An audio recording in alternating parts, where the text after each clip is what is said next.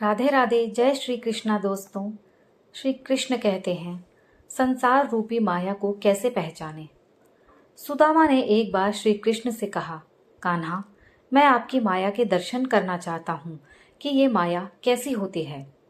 श्री कृष्ण ने टालना चाहा, लेकिन सुदामा की जिद पर श्री कृष्ण ने कहा, अच्छा, कभी वक्त आएगा तो बताऊंगा। एक दिन श्री कृष्ण ने कहा, सुदामा, आओ गोमती नदी में स्नान करने चले। दोनों गोमती नदी के तट पर गए। वस्त्र उतारे, दोनों नदी में उतरे। श्री कृष्ण स्नान करके तट पर लौट आए और अपना पीतांबर पहनने लगे। सुदामा ने देखा, कृष्णा तो तट पर चले गए हैं, मैं एक डुबकी और लगा लेता हूँ।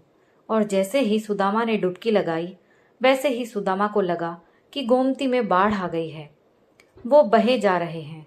सुदामा जैसे तैसे करके घाट के किनारे रुक घाट पर चढ़े, घूमने लगे। घूमते घूमते गांव के पास आए और वहां एक हथिनी ने उनके गले में फूल माला पहना दी। सुदामा हैरान, लोग इकट्ठे हो गए। लोगों ने कहा, हमारे देश के राजा की मृत्यु हो गई है और हमारा नियम है, राजा की मृत्यु के बाद हथिनी जो भी व्यक्ति के गले में माला पहना दे, वो ही हमारा राजा होता है। हाथी ने आपके गले में माला पहनाई है, इसीलिए अब आप ही हमारे राजा हैं। सुदामा हैरान हुए, मैं राजा बन गया।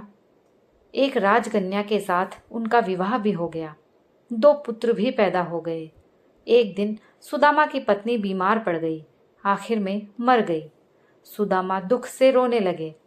उसकी पत्नी जो मर गई थी, जिन्हें वो बहुत चाहता था, सुंदर थी, सुशील थी। लोग इकट्ठे हो गए। उन्होंने सुदामा को कहा, आप रो नहीं, आप हमारे राजा हैं, लेकिन रानी जहाँ गई है वहीं आपको भी जाना है। ये मायापुरी का नियम है। आपकी पत्नी की चिता में आपको अग्नि दी जाएगी।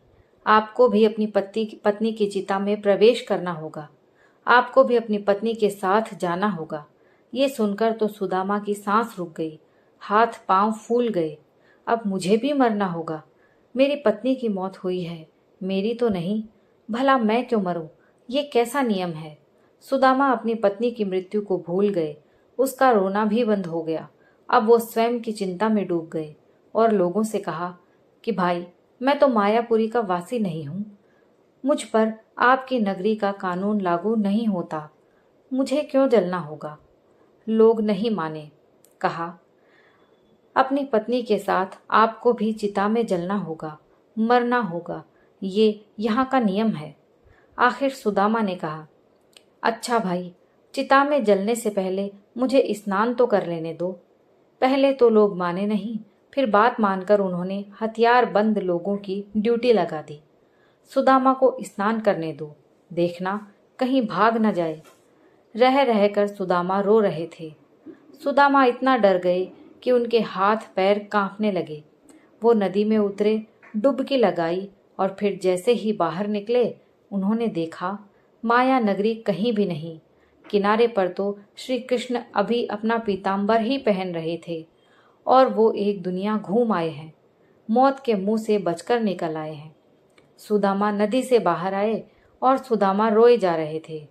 श्री कृष्ण हैरान हुए, सब कुछ जानते थे, फिर भी अनजान बनते हुए पूछा, सुदामा, तुम रो क्यों रहे हो?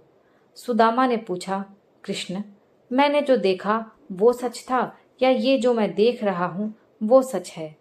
श्री कृष्ण मुस्कुराए और कहा, जो देखा होगा वो सच नहीं था, भ्रम था, स्वप्न था, माया थी मेरी। और जो तुम अब मुझे देख रहे हो यही सच है। मैं ही सच हूँ। मुझसे भिन्न जो भी है वो मेरी माया ही है। और जो मुझे ही सर्वत्र दिखता है, देखता है, महसूस करता है, उसे मेरी माया स्पर्श नहीं करती। माया स्वयं का विस्मरण है।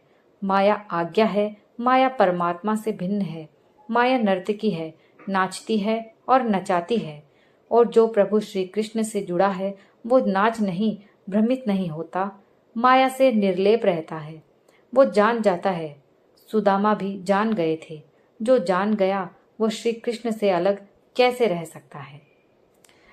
दोस्तों, कहानी यहीं समाप्त होती है। जय श्री कृष्णा दोस्तों। अगर आपको ये कहानी पसंद आई हो तो प्लीज़ मेरे चैनल को सपोर्ट कीजिए, लाइक, शेयर और सब्सक्राइब कीजिए। आप सभी के सपोर्ट की मुझे बहुत ज़रूरत है। धन्यवाद।